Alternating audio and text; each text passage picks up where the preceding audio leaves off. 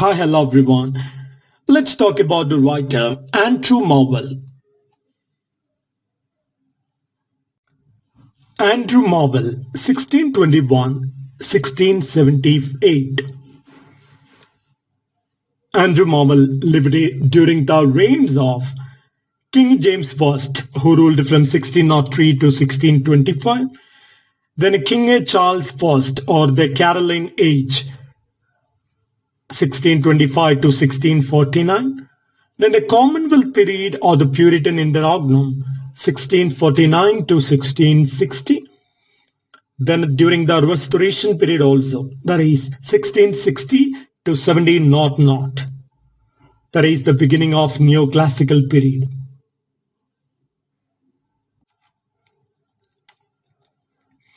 Andrew Marvell was a brilliant poet, satirist, and politician whose works continue to be studied for their depth, wit, and complexity.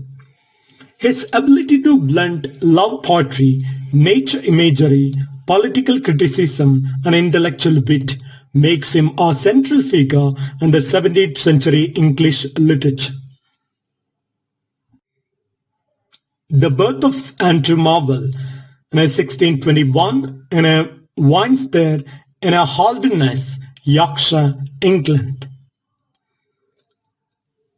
Education, Trinity College, Cambridge, admitted at 13, earned his BA in 1638. Literary movement, that is metaphysical poetry and a cavalier poetry. Contemporaries of Andrew Marvell include John Milton, John Donne, Ben Jonson, Richard Lovelace. Andrew Marvell was a versatile poet and an influential politician in the 17th century England. His poetry blends wit, intellect, politics, love, nature, and metaphysical conceits, making him one of the most important poets of the metaphysical tradition. Andrew Marvell's poetry can be divided into three major categories. Love and carpe diem poetry.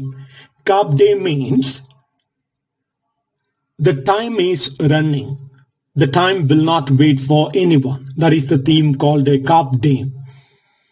Then the second one is pastoral and nature poetry. Then political and satirical poetry.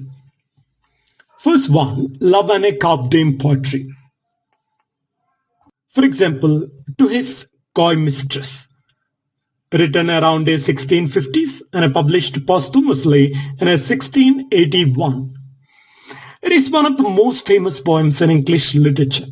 It is a carpe diem theme, urging a woman to seize the moment before time and death take away the chances for love.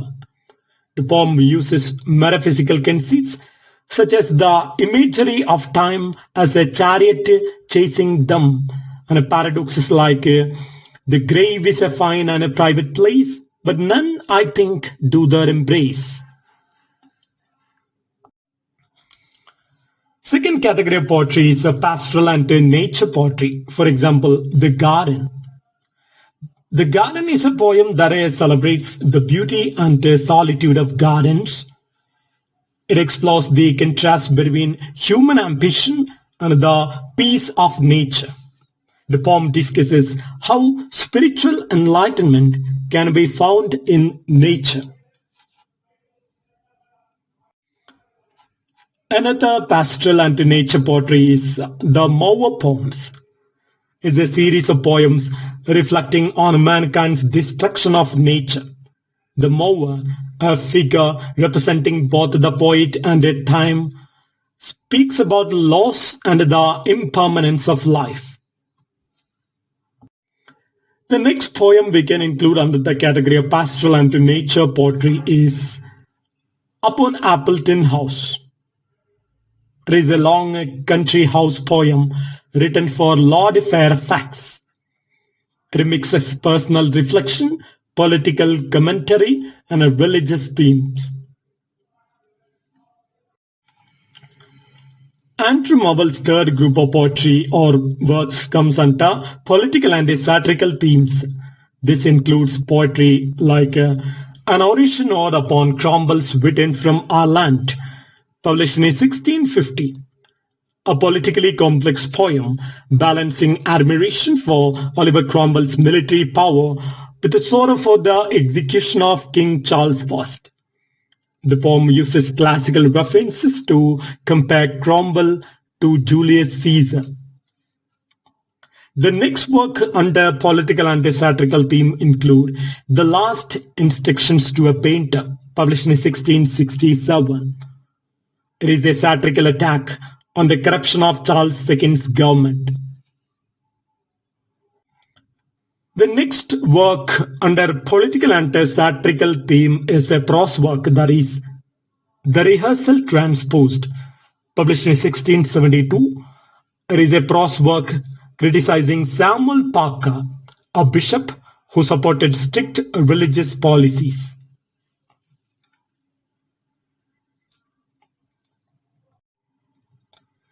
Now let's have a look at the key themes in Marvell's poetry. In Andrew Marvell's poetry, we can see themes like time and mortality, nature and solitude, love and desire, politics and power, religious tolerance. Time and mortality. For example, To His Coy Mistress explores the inevitability of death and the urgency of love before time runs out.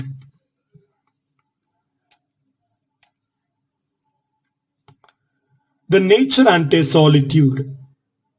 In a poem, The Garden, nature is seen as a refuge from the ambitions of society. The next thing is love and desire. Many poems discuss unfulfilled and unattainable love, often mixed with irony and wit. Then we can also see themes of politics and power. For example, an oration ode upon Cromwell's return presents a complicated view of monarchy and revolution. The next theme is religious tolerance, advocated for freedom of religious thought, as we can see in the prose work, The Rehearsal Transposed.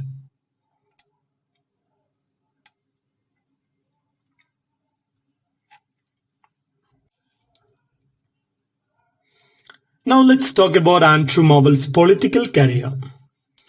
Andrew Marvell worked as a tutor to the daughter of Lord Fairfax around 1649 and 1652.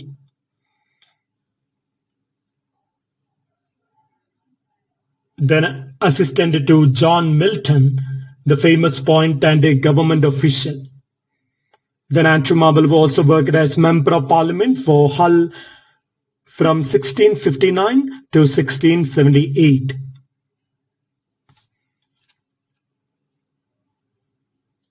Andrew Marvell defended religious freedom, free speech, and anti-corruption policies.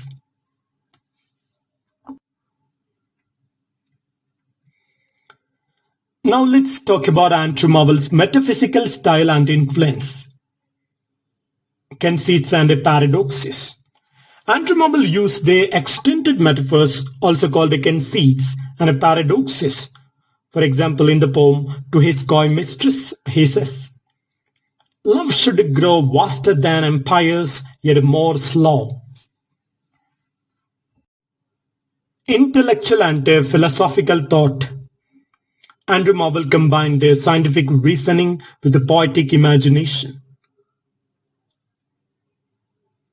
Now let's talk about the influence of Andrew Marvell as a writer. Influence on later writers. T.S. Eliot and their romantic poets rediscovered Andrew Marvell's poetry.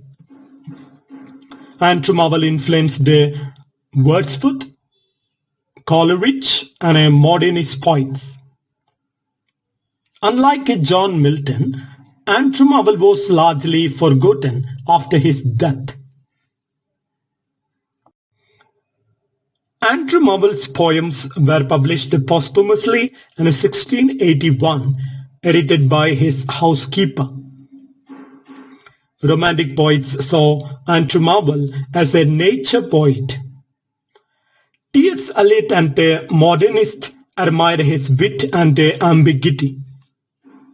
Today, Andrew Marvell is considered one of the greatest metaphysical poets, alongside John Donne and George Herbert. Andrew Marvell's works are studied for their brilliant use of metaphor, wit, and a political insight.